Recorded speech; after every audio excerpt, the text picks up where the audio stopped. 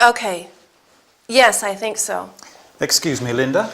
Hang on a second. Yes? Is Miranda back yet? No, I'm on the phone with her now. She's giving me instructions on what to tell the journalists that keep calling about Bree and Peterson's divorce. The phone's been ringing all morning, non-stop, and I'm going crazy answering questions. The other phone's ringing. I'll be with you in a second, Miranda. Don't hang up. Cunningham Brown Law Practice. This is Linda speaking. Yes, this is Miranda Cunningham's secretary. No, I'm afraid she's out of the office at the moment.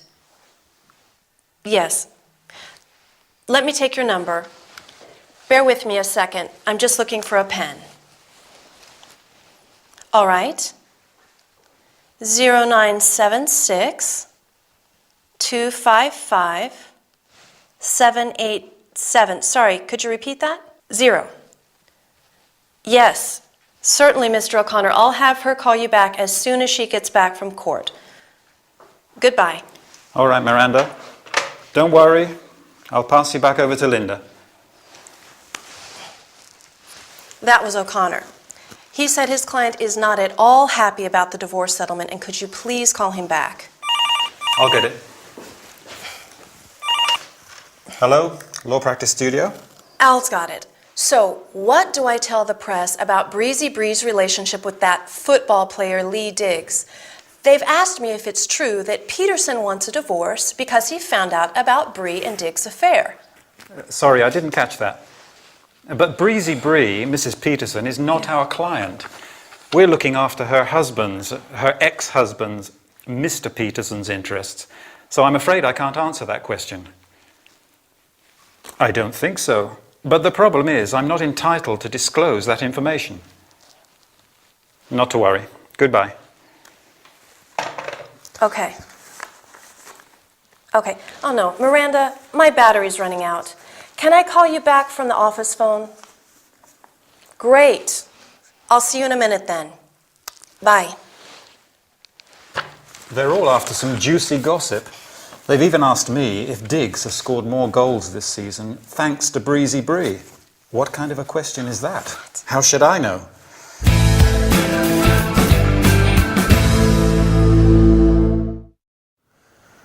Well, journalists certainly ask a lot of questions, especially when there's a scandal to write about. Poor Linda's been answering phone calls all morning from the press, asking for information about a divorce between two famous people, Breezy Bree and Harold Peterson. Al even has to give her a hand because she's on the phone with Miranda and she can't answer all the calls. Now, we're going to have a look at some useful telephone language they both use to ask the caller on the other end of the phone to wait, repeat, or clarify something. Do you remember how Linda asks Miranda to wait? She says, "Hang on a second." Hang on a second, well, that's quite informal. If we want to say it more politely, we can say, "Please hold on a second," or "One moment, please." Maybe you have something to do that could take more than a few seconds. In that case, you can ask, "Are you okay to wait a couple of minutes, or do you want me to call you back?" When Linda has to answer the other phone and she wants Miranda to wait, she says, "The other phone's ringing. I'll be with you in a second. Don't hang up." Don't hang up. That means don't put the phone down.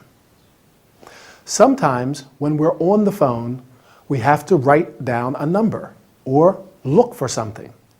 So we have to ask our caller to wait, and we want to let the caller know what is happening.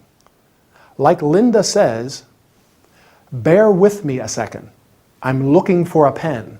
Or, for example, if we have to open a document, we can say, "Just a second. I'm opening the document now."